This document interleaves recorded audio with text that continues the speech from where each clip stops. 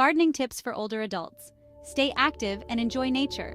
Gardening is fulfilling and nourishes the soul. It offers gentle exercise and relaxation.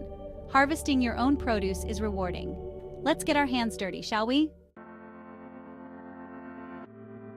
The first thing to consider is making gardening easier on our bodies. Raised beds and containers are great solutions. Imagine a waist-high garden, no back strain. Containers on tables or with wheels are fantastic. Control soil, drainage, and spacing easily. Use lightweight pots made from plastic or fiberglass.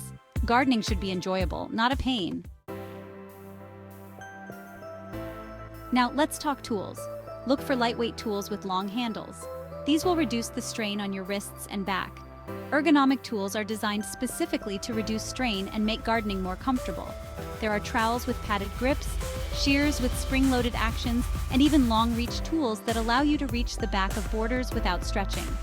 For those who prefer to potter at ground level, a good kneeling pad can be a lifesaver. And if you fancy a spot of weeding while seated, invest in a portable garden stool. Now, let's talk about choosing the right plants. We want a garden that brings joy, not endless toil. Opt for low-maintenance varieties. Perennials are fantastic. They come back year after year. Think lavender with its calming blooms, or hostas with lush foliage. Native plants are also great. They're resistant to pests and need less care. Choose plants that thrive locally for an easier gardening experience. Chapter 4, Plan for Safety. Now, before we get carried away with our plant choices, let's talk about safety in the garden. Ensure your garden paths are clear, level, and well-maintained. Trip hazards can be lurking everywhere. Use non-slip materials like gravel or textured paving for your paths, especially in areas that get wet.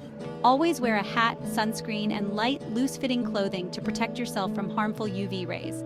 And most importantly, keep yourself hydrated.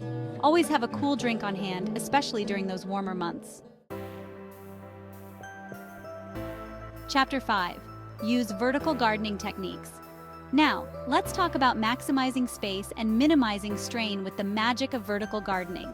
Think of it as bringing your garden upwards. Trellises, obelisks, and even walls can be transformed into verdant havens with the right climbing plants. Imagine a cascade of fragrant sweet peas climbing a trellis, or a wall adorned with vibrant clematis.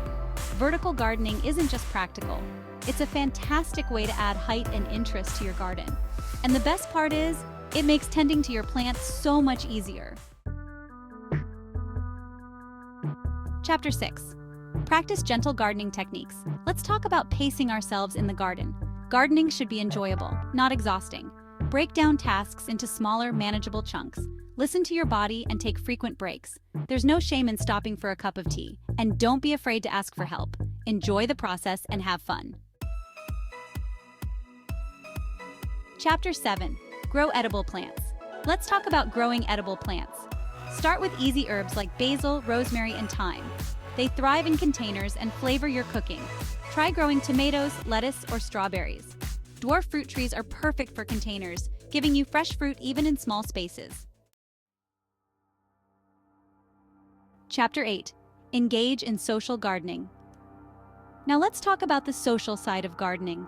Gardening doesn't have to be a solitary activity. Invite friends or family members to join you in the garden.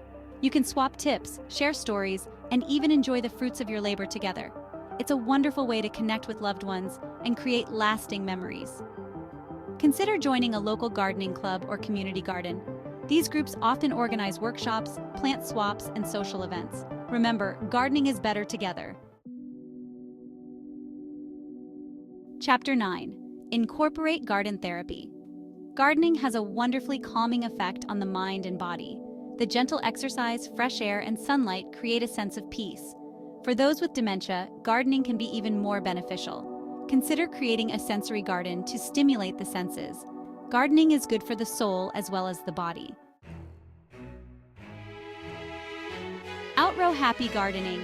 Well, there you have it. My top tips for gardening as we grow older. Remember, gardening is about adapting, being creative, and finding joy in the simple things. It's about nurturing life, connecting with nature, and reaping the rewards of your labor. By following these tips, you can continue to enjoy the pleasures of gardening for many years to come. So get out there, get your hands dirty, and experience the transformative power of gardening. Take your time, listen to your body, and most importantly, have fun. Happy gardening, everyone!